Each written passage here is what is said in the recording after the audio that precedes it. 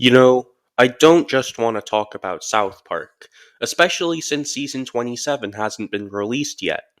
I like other things too, including one of my favorite cartoons of all time, Dan Versus.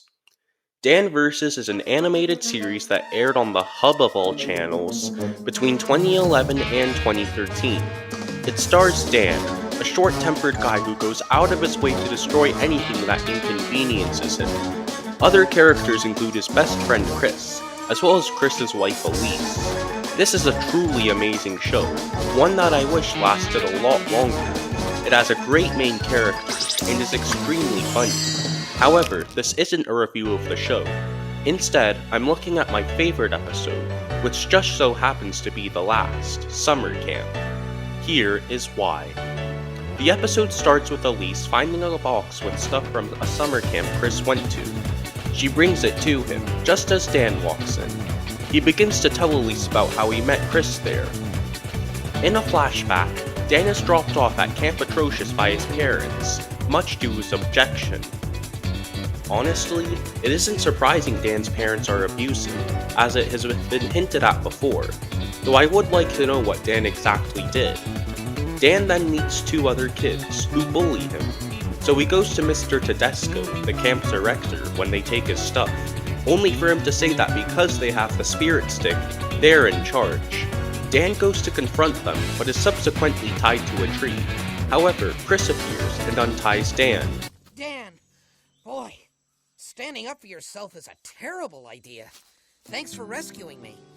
Actually, I just wanted the apple. So why didn't you just take the apple? We cut back to the present, where Elise's watch beeps. She goes into the garage, and... We have received word that an illicit submarine operation is smuggling endangered sea mammals. We need you to report to us as soon as possible. Can it wait? I'm in the middle of a story about how my husband met his best friend. Sure. I remember the first time we met. That's weird. I don't. Yeah, we had your memory erased. You did? Huh. Anyway, come in as soon as you can. The sea mammals are counting on you, Dancing Shadow. Yeah, for those who haven't watched the show, Elise is secretly a spy, known as Dancing Shadow. But even with that context, what's the point of this scene? It's completely unrelated to the story. That night, Dan's cabin talks about how they're being pushed around. Chris mentions wanting his parents to be proud of him by winning an award. Dan convinces the rest of the cabin to raid the other campers. One of the reasons why Dan is such a great character is because of how relatable he is, often going after stuff we all hate, like telemarketers. Earlier, he described himself as a kid who played by the rules, but when that didn't work, he pursued revenge. I bet we've all been bullied, so his mentality is completely understandable, especially when this is the incident that turned him into who he is today. I bet we've all been bullied, so his mentality is completely understandable, especially when this is the incident that turned him into who he is today. Unfortunately, the plan fails, but while the other kids give up, Chris sticks by Dan, showing that despite his differences and him going along with things Dan does as an adult, this specific episode explains so much about their friendship. Not just their motivation, but also him going through the same stuff as Dan. Later, Chris asks Mr. Tedesco when the cabin can use the sailboats, but he says they can only do so when the other cabin is finished with them. Chris responds saying there's only 15 minutes of activity time left, so an annoyed Mr. Tedesco has them thrown into the lake. Okay, if the camp has been around for 2 years, why haven't any kids told their parents or the police about this place? The next morning, Dan and Chris are in the woods getting food, as the other cabin is in the mess hall.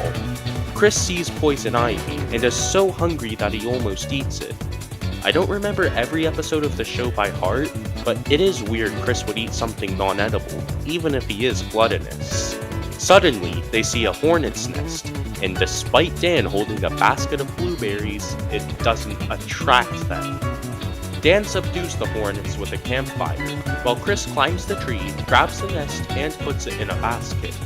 They return to the mess hall, where they throw it inside, the hornets attacking Tedesco and the other cabin.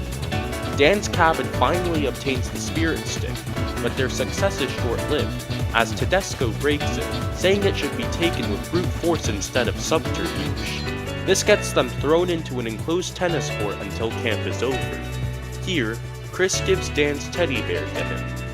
What seems like a normal, heartwarming moment, and a great payoff, is one where Chris is shown to be a fundamentally good friend, even with his differences from Dan. The same can be said for him, as you'll see later in the episode. One night, after it rains, Dan accidentally puts his hand into some deep mud, which allows him to escape underneath the fence. Chris gets stuck, but Dan helps him. Chris screams in pain, however, awaking the guards from the other cabin. A quick flashback of Elisa's summer camp, and Dan and Chris take down the other cabin one by one, free the rest of their cabin, and torment Tedesco. Did I mention how much I love the scale of each episode? Dan always goes to extreme lengths for the sake of revenge. The episode ends on a heartwarming note, with Dan giving Chris a Best Sidekick award.